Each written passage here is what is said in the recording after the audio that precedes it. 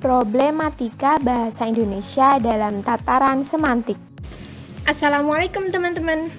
Perkenalkan kami dari kelompok 6. Saya Wahyu Indah Saputri, nomor absen 23, bersama dua teman saya. Saya Salsabila Anditi, nomor absen 16. Nama saya Raden Muhammad Febia Mardi, absen 8.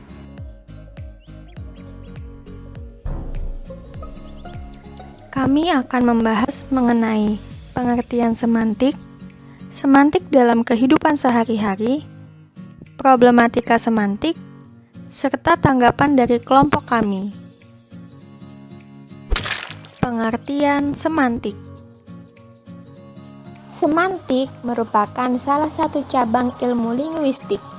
Objek kajian semantik adalah satuan-satuan bahasa yang di dalamnya memiliki makna. Semantik memiliki hubungan erat dengan ilmu-ilmu sosial seperti filsafat, antropologi, sosiologi, dan psikologi. Semantik dalam kehidupan sehari-hari. Dalam kehidupan sehari-hari, kita dapat menemukan bentuk-bentuk bahasa yang dapat kita kaji melalui aspek semantiknya, seperti yang dapat kita temui dalam berita online. Bagi mereka, pekerjaan itu terasa ringan karena hanya selingan, tidak memakan banyak waktu, serta dekat dengan lokasi tempat tinggal.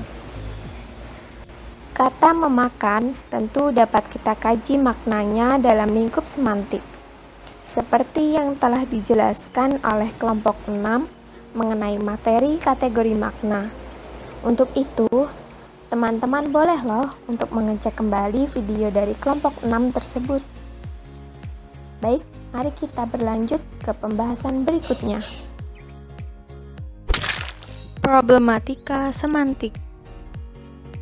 Ketika melakukan kajian makna dalam satuan bahasa di kehidupan sehari-hari, tentu kita akan menemukan beragam permasalahan.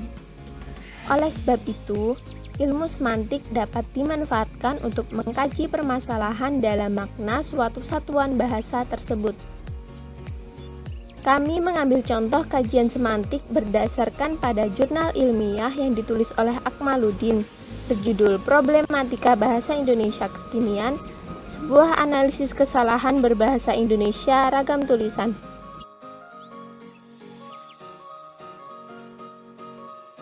Jurnal tersebut mengambil contoh kalimat seperti yang ada di dalam gambar berikut. Dalam jurnal tersebut menyatakan, ucapan Dirgahayu Republik Indonesia tersebut tidak tepat secara struktur, sehingga menimbulkan ambiguitas.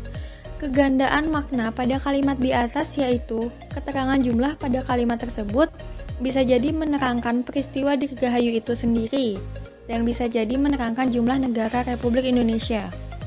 Makna yang ingin dimunculkan oleh pembuat ucapan tersebut tentunya Dirgahayunya yang ke-71, bukan Republik Indonesianya. Namun, makna ini tidak menjadi jelas karena struktur kalimat yang digunakan tidak tepat. Begitu juga dengan ucapan hari ulang tahun untuk Kota Mataram pada ucapan tersebut. Makna yang ingin dimunculkan adalah jumlah atau tingkatan peristiwa hari ulang tahunnya yang ke-23, bukan jumlah Kota Mataram. Jika bentuk ucapan seperti pada gambar di atas dibiarkan, orang lain bisa jadi menafsirkan bahwa ada Republik Indonesia ke-68, ke-69, dan ke-70. Selain itu ada juga Kota Mataram ke-20, ke-21, dan ke-22. Padahal, baik Republik Indonesia maupun Kota Mataram hanya satu. Penulis berpendapat bahwa tulisan tersebut dapat diganti dengan Dirgahayu ke-71 Republik Indonesia dan ke-23 Kota Mataram.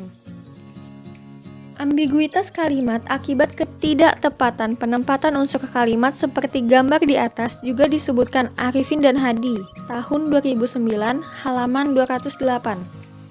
Kedua pakar ini menjelaskan bahwa demi menghindari salah tafsir, bagian yang menyatakan keterangan, termasuk keterangan tentang jumlah kejadian atau peristiwa, harus diletakkan dengan apa yang diterangkan. Misalnya, Dis Natalis ke-8 Universitas Sanjaya, bukan Dis Natalis Universitas Sanjaya ke-8. Sehingga orang tidak akan menafsirkan ada Universitas Sanjaya ke-5, ke-6, ke-7, karena Universitas Sanjaya hanya ada satu. Tanggapan kelompok.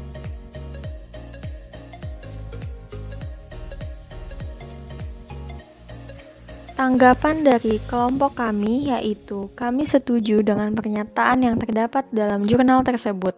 Ambiguitas pada contoh kalimat pada gambar tersebut termasuk ambiguitas gramatikal yang disebabkan oleh faktor sintaksis atau susunan kata. Hal ini dapat diperbaiki dengan cara menambah atau mengurangi kata, maupun menukar posisi kata seperti yang telah dicontohkan. Sedangkan Rofiin menyatakan pemecahan masalah ambiguitas dapat dilakukan dengan pemberian penanda batas sebagai berikut. Yang pertama yaitu leksikal, seperti pada contoh guru baru datang. Dapat disebut menjadi guru baru itu datang, atau guru itu baru datang. Kemudian unsur prosodi berupa jeda dalam ragam lisan, sehingga klausa itu menjadi guru baru datang atau guru baru datang. Dan yang selanjutnya yaitu tanda baca dalam ragam tulis, misalnya buku sejarah baru. Itu dapat disebut menjadi buku sejarah baru.